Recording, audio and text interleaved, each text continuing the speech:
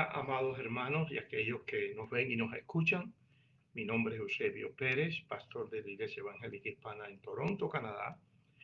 Y gracias al Señor hasta aquí Él nos ha cuidado y nos ha protegido y oramos por todos nuestros hermanos a través del globo terráqueo, a través de esta pandemia tan difícil.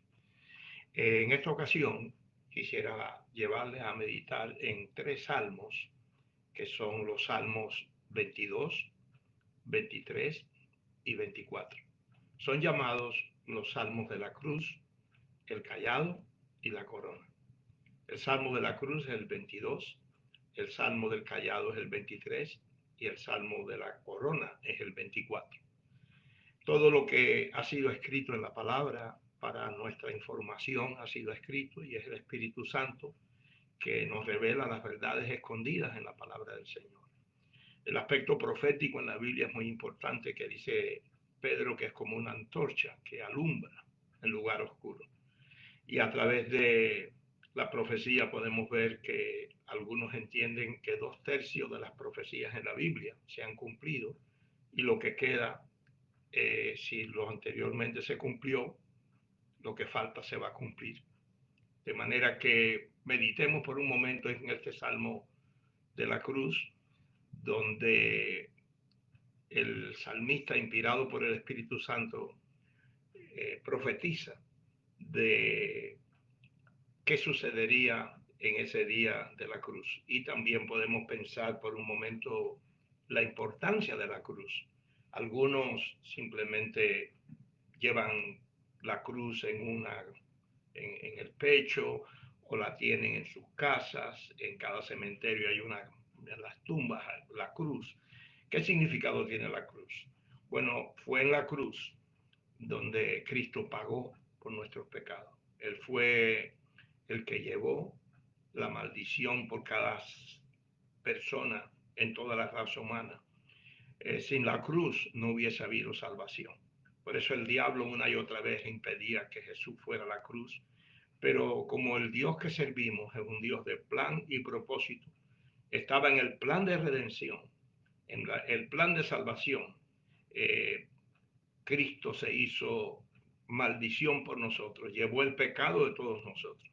Es por eso que es tan importante la cruz. Pero más adelante vemos nosotros la importancia de la cruz cuando en Efesios 2, 4 al 16 dice que tenemos reconciliación por medio de la cruz. O sea que así como el puente de la paz aquí en Canadá une a Canadá con Estados Unidos, le llaman el Peace Bridge, el puente de la paz. Así también en la cruz, Cristo tomó la mano del Padre y tomó la mano de nosotros los pecadores y nos reconcilió con Dios por medio de la cruz. Esta palabra reconciliación significa volver a la amistad. Cuando el hombre pecó, se separó de Dios, fue echado fuera del jardín del Edén. Pero Cristo vino para reconciliarnos, volver a la amistad con Dios por medio de la cruz. Así es que Cristo, por así decirlo, es el puente de la paz entre Dios el Padre y nosotros los seres humanos, hombres y mujeres. Así es que reconciliación por medio de la cruz, dice Pablo a los Efesios, pero también triunfo por medio de la cruz en Colosenses 2, 14 y 15. El diablo fue derrotado, la muerte fue derrotada, fue en el momento del cumplimiento de la profecía que Satanás heriría en el calcañar, traería dolor, pero Cristo aplastaría la cabeza del diablo. Así que Cristo, por medio de la cruz, triunfó. Y por cuanto Él triunfó y resucitó, nosotros también tenemos garantizado la resurrección. Por cuanto Él vive, nosotros también viviremos. Así que me acuerdo en la iglesia Infanta en La Habana, la plataforma había una corona y a través de la corona estaba la cruz. Y el mensaje era, no puede haber corona, no puede haber premio sin la cruz. De manera que ese es el plan de Dios. Jesús murió en la cruz, pero resucitó. Y es por eso que nos dio la victoria por medio de su resurrección. Y por cuanto Él vive, también nosotros viviremos. Esta es la esperanza preciosa del cristiano. Lo más importante en la vida del ser humano es saber que en Cristo tenemos salvación de nuestras almas. Y aunque no nos guste y no fuimos creados para esto, pero un día todos, ricos, pobres, educados o no, vamos a morir. Pero por medio de la cruz tenemos victoria. Ahora también en Primera de Juan 1:7, por medio de la cruz tenemos limpieza, porque en la cruz se derramó la sangre preciosa de Jesús. La sangre significa la vida. Él dio la vida por nosotros, se vació. Y entonces ahora dice la escritura en Primera de Juan 1:7 que la sangre de Jesucristo nos limpia de todo pecado. En el Antiguo Testamento cubría, era un símbolo, era una preparación para lo verdadero que sería la sangre de Cristo.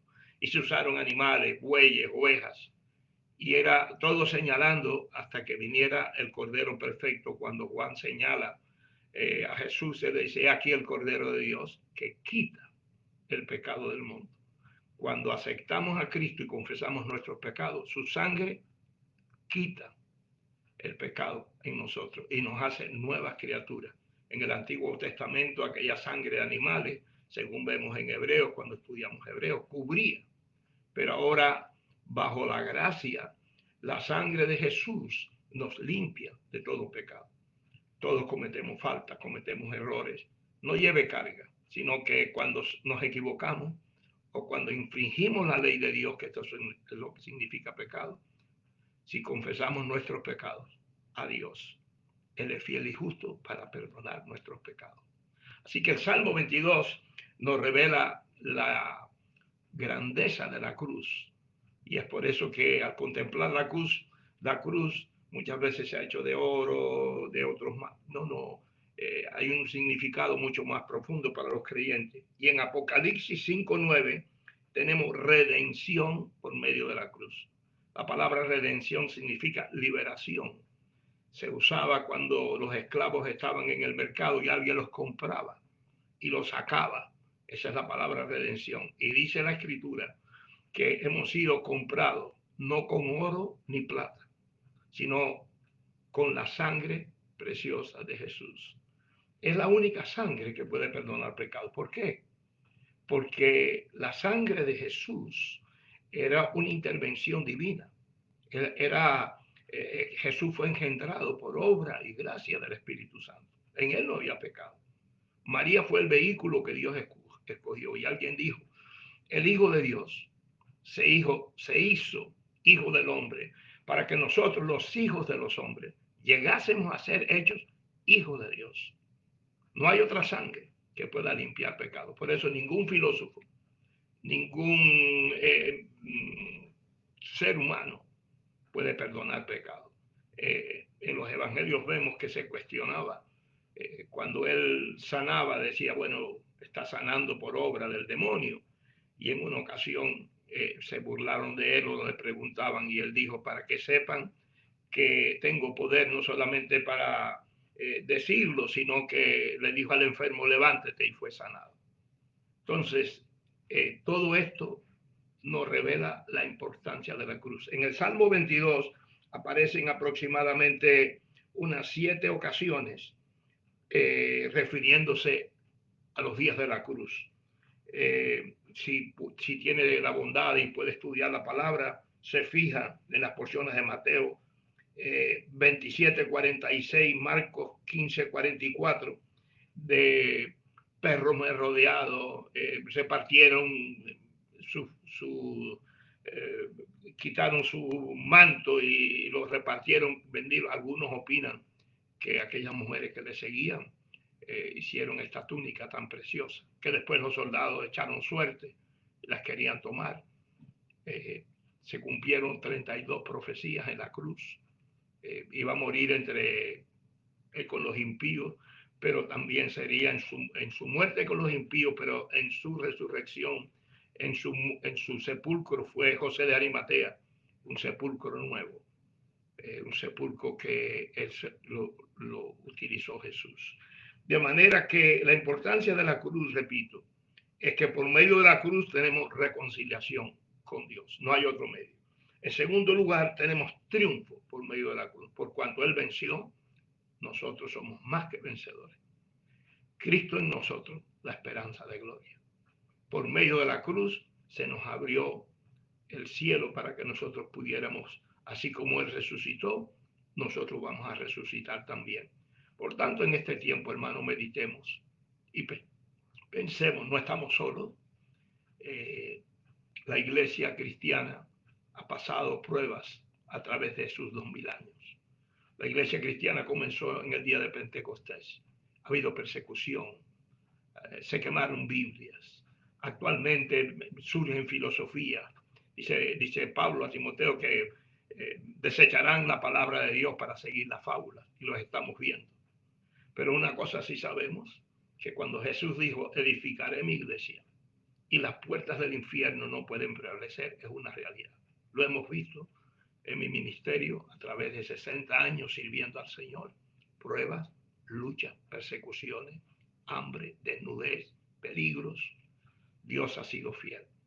Dios no miente, porque Él vino, dice Juan, lleno de gracia y de verdad.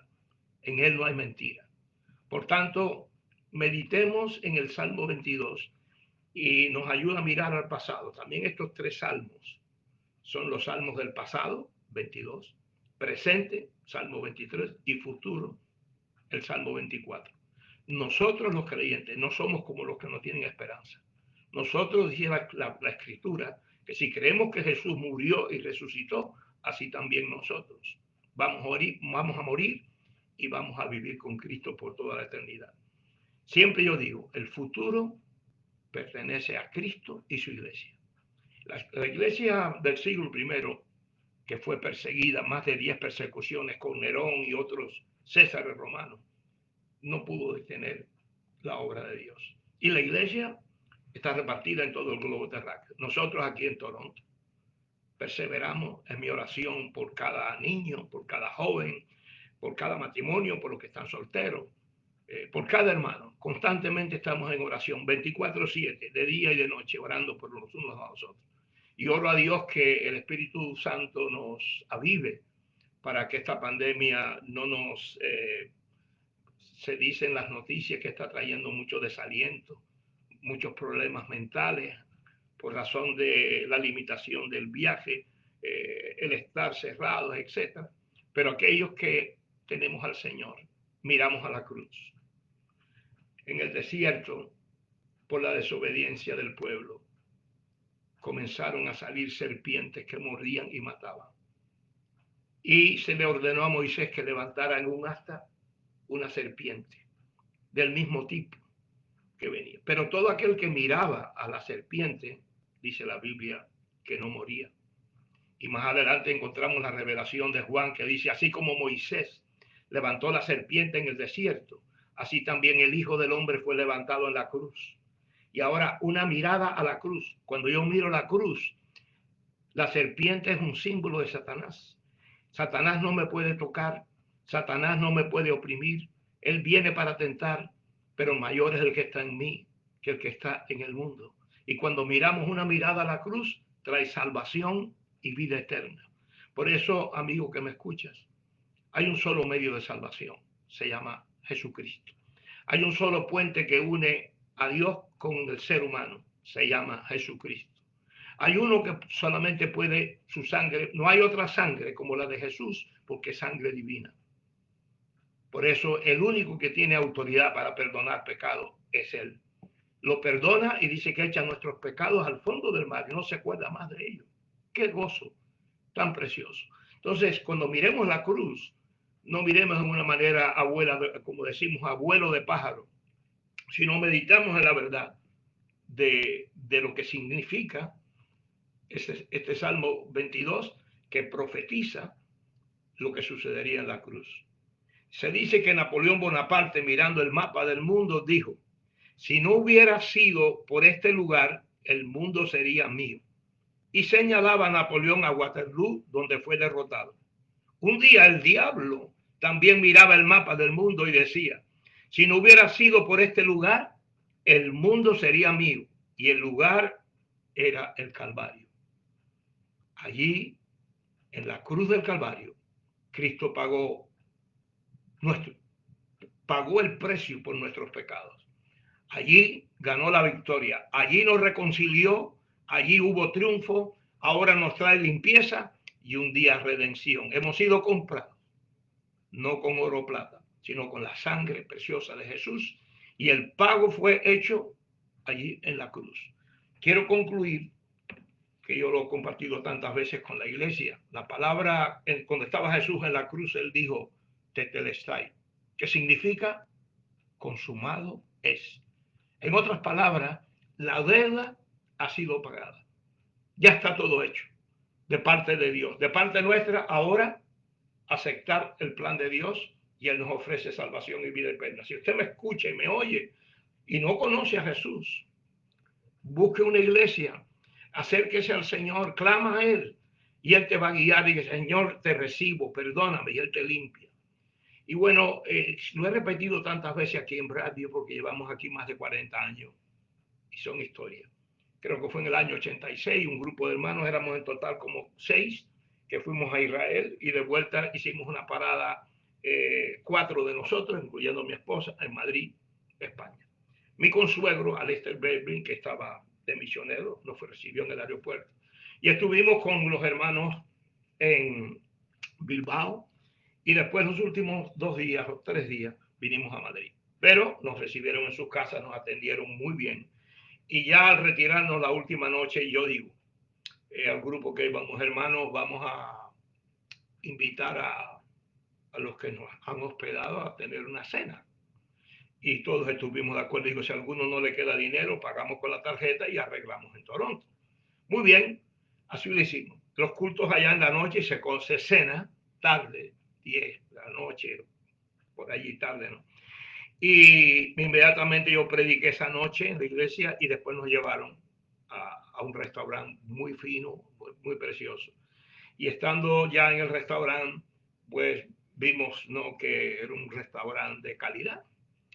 Y una hermana que estaba a mi lado me dice, traen el menú, y todo era 35, 40 dólares, pero lo más barato, ella mira y me dice la hermana, Pastor Pérez, yo voy a pedir una tortilla española porque vale 8 dólares.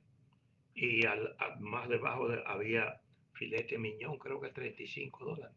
Y yo le digo, hermana, yo voy a pedir filete miñón, si tú quieres, pídelo también. Cuando lleguemos a Toronto pagamos. Yo no, porque es muy caro.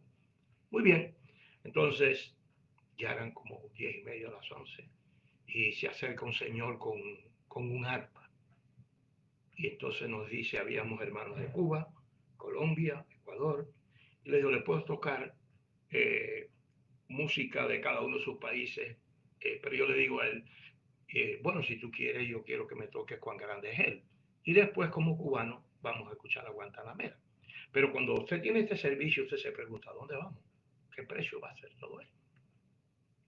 En ese momento, sin pedirlo, aparecen aguacate abocado con camarones para todo. Y digo, ¿cómo? No. Entonces, y yo miraba aquello, la cantidad de personas, digo, ¿hasta dónde nos va a costar? Bueno, nos trajeron, a ella le trajeron la tortilla española, me trajeron la carne, sirvieron, y el hombre fue tocando con el arpa todas las canciones. Y después de esa suculenta cena, nos traen unos helados que se incendiaban, no sé si tenían alcohol o precioso, precioso. Pero entonces todo el mundo pensando, ¿a dónde éramos? Creo que aproximadamente unos 15. Y todos estábamos preocupados. Yo dije, no se preocupen, hermano, yo tengo mi tarjeta, yo pago y arreglamos en Toronto. Pero ya como a casi las 12 menos cuarto, me levanto de mi silla y me voy a la caja a pagar. Y cuando voy a pagar, me dicen, señor Eusebio, todo está pagado. Y digo, ¿cómo? Sí, el dueño del restaurante es un hermano en Cristo y todo está pagado. Y me hizo, cada vez que predico de la cruz, y cuando Jesús dijo, tetelestai, viene a mi memoria lo que sucedió en el 86. Vengo a la mesa y le digo a mi hermana, hermana, por tu poca fe te comiste la tortilla española, y por misericordia de Dios yo me comí el filete miñón. Todo está pagado. Y amados hermanos, si nos produce tanta alegría cuando en una invitación, no sé, se fue de un gran gasto, pero todo estaba pagado. Recordemos que cuando en la cruz Cristo dijo, tetelestai, consumado es, todo está pagado. Pagó por nuestros pecados, Él nos ha vestido con vestiduras de salvación, nos está preparando, dice Juan, que nos está preparando morada. Y algunos añaden, si Él creó el mundo en 6 días, esto tan maravilloso que vemos, ¿cómo será las moradas? ¿Cómo será la casa del Padre cuando han pasado 2000 años? ¿Cómo será? Esto dice la palabra de Dios. Cuando miremos a la cruz, pensemos, todo está hecho, todo está pagado. Recibamos esa bendición de parte de Dios. Oremos al Señor y pido que Dios guarde, bendiga y meditemos en la palabra, entremos a ella y saquemos de ella eh, el oro espiritual que hay en la palabra y apliquémonos a nuestra vida para vivir una vida triunfante, una vida de fe, una vida de victoria, una vida agradable a Dios. Permítame orar por usted, abra su corazón a Jesús. Él nunca nos defrauda. Aunque mi padre y mi madre me dejen, el Señor me recogerá y Él pagó el precio por ti y por mí en la cruz del Calvario. Oremos, Padre, en esta hora. Pedimos tu bendición para aquellos que nos escuchan y nos ven. Y en los próximos mensajes vamos a estar compartiendo el Salmo 23, Salmo 24. Pero en esta ocasión nos concentramos en el Salmo del pasado, el Salmo de la cruz, el Salmo 22. Honra y gloria a tu nombre. Que a través de este medio otros te puedan conocer y podamos, Señor, continuar el peregrinaje aquí en esta tierra en fe, esperanza y amor. Para mis hermanos y hermanas que me escuchan de aquí de Bradview, bendíceles, guárdales. Oramos por los niños, por los jóvenes, por los ancianos. Oramos por los demás compañeros en el ministerio. Oramos por nuestros países en América Latina. Oramos por Canadá y por el gobierno. Oramos para que este enemigo invisible tú lo ates y lo reprendas y podamos, Señor, tener la seguridad de que estamos en salud y que podamos movernos y así suple a aquellos pastores y hermanos en otras latitudes que no tienen alimentos, que están pasando por gran tribulación. Sosténles y guárdales. Señor, y a ti nos encomendamos. Y es mi oración que toda necesidad espiritual, emocional, física, económica, como siempre pedimos, tú la suplas. Así sea, en el nombre maravilloso de Jesús. Amén. Amén. Dios les bendiga, mis amados hermanos.